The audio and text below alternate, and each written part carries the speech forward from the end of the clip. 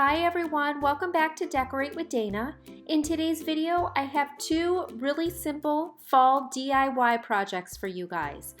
I love buffalo check. I don't go overboard with it, but I did add a lot to my coffee bar recently if you watched that video. So I wanted to add a few more pieces into my kitchen to kind of tie in with the coffee bar. So I did these buffalo checked mason jars, and right now I just have one in my tier tray, one on my windowsill. I've also tried them at my coffee bar. And then I also wanted to make a banner for my mantle. If you guys have watched previously, I told you guys that I am going for a very neutral color palette for fall, just to try it. You know, normally I do very traditional colors, but I wanted to try the neutral palette. So I wanted to make a banner that I thought would fit best with my decor. So I will chat with you guys throughout and tell you what I'm doing. So I have these two different size mason jars, and for some reason I deleted the clip. The tall mason jar, I did already hand paint it, chalk painted it white, and I just didn't love it. I really like the way that spray paint turns out better on glass for some reason. I just feel like it's smoother, especially for the base coat that I wanted to do as white. The rest I am going to hand paint, but I just wanted to use spray paint. So I went over what I did already with this flat white paint. This isn't chalk paint, it's just the flat white paint. And then I also did the smaller jar, and I gave those about 2 coats to make sure that they were totally covered.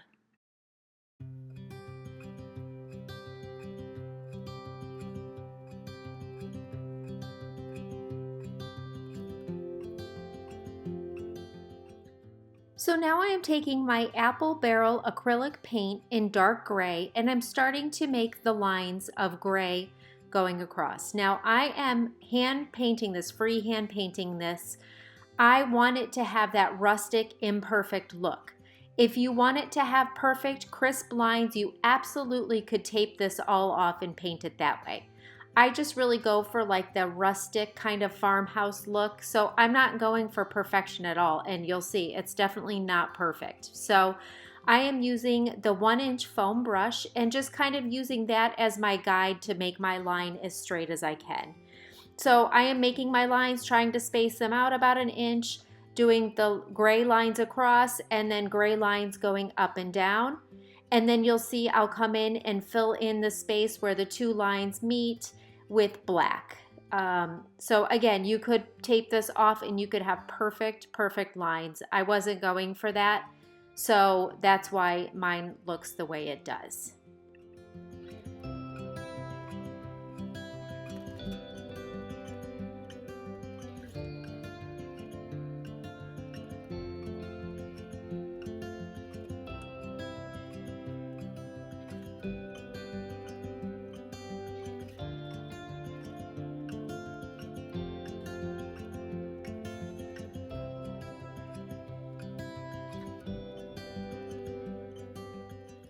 So now here I'm just repeating the process with the bigger mason jar. Obviously I will have a little bit more lines going across, so I'm just trying to figure out the spacing here and how exactly I want to do this.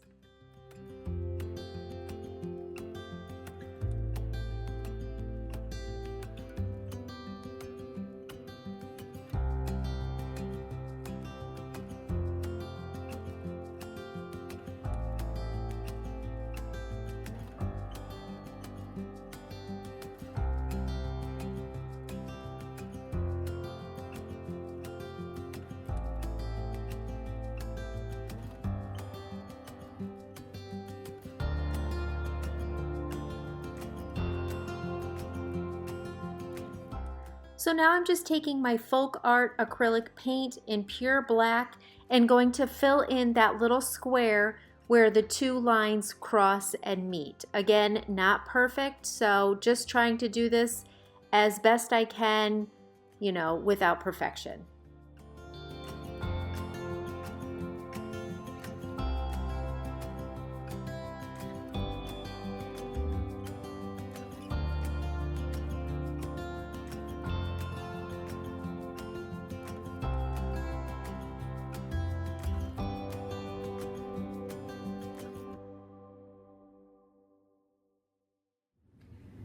And here is the way this turned out. I have it right now on my windowsill in my kitchen. I think it looks adorable because if you guys just watched my kitchen decorate with me, I have black, white, and gray mostly in this kitchen. So I think it matches perfectly in here, and I think it looks adorable on my windowsill. I think using just mason jar, the ball mason jars, and hand painting the lines turned out adorable. But like I said, you can use tape and you would have much crisper lines.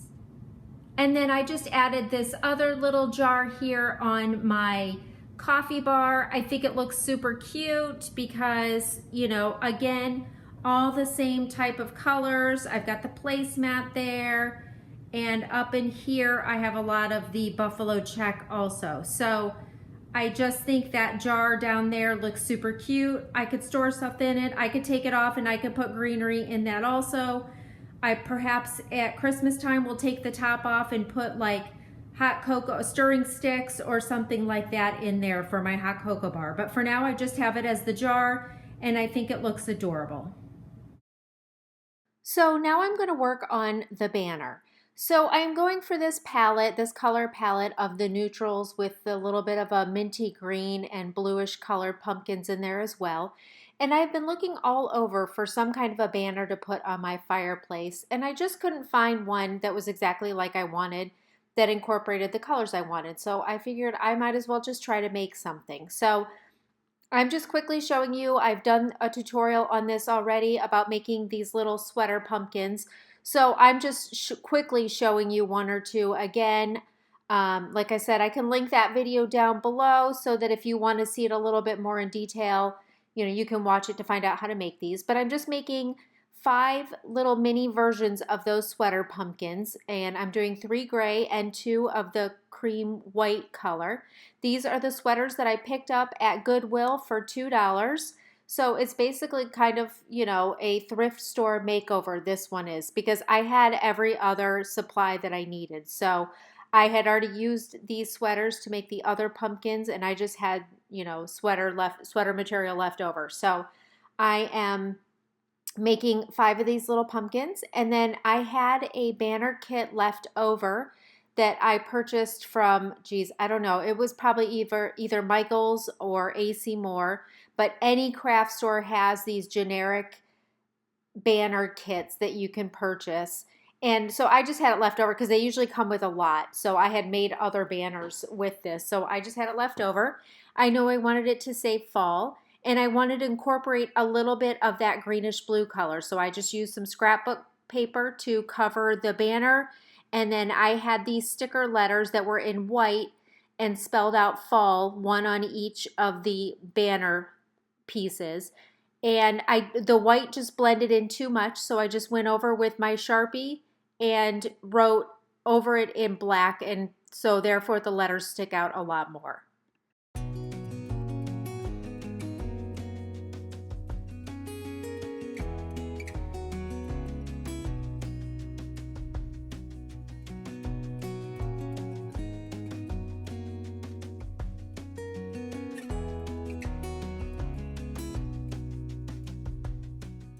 So first I tried this spray adhesive to get the scrapbook paper to stay on the banner piece, and it worked, but it just wasn't keeping the corners down. So I ended up using Mod Podge to secure the rest of the corners, and then on the rest of them I basically just used Mod Podge for the rest.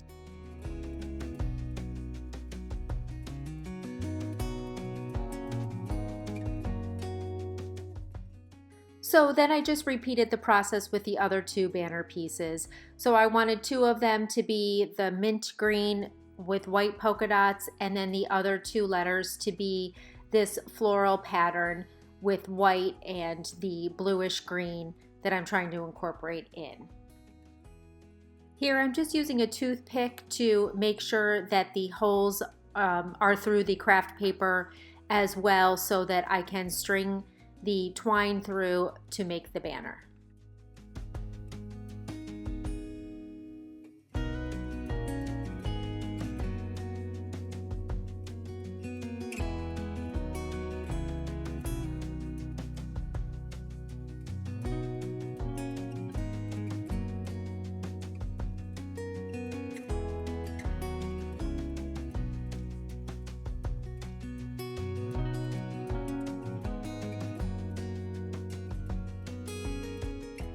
So as you probably can tell, the white just didn't show up well, especially on the floral paper. So I decided to go over the letter with black Sharpie, and I think it just makes it stand out and look so much better.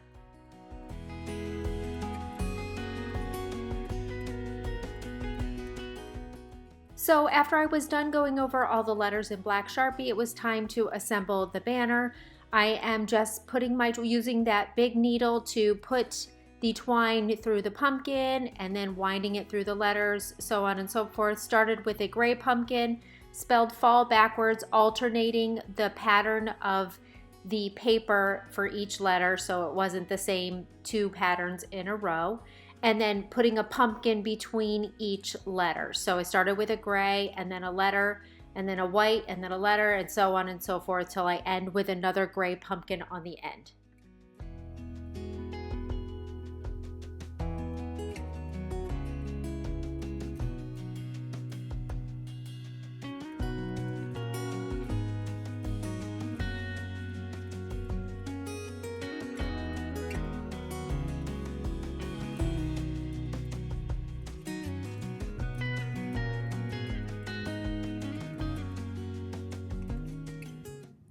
So here is the way the fall banner turned out. I think it is adorable.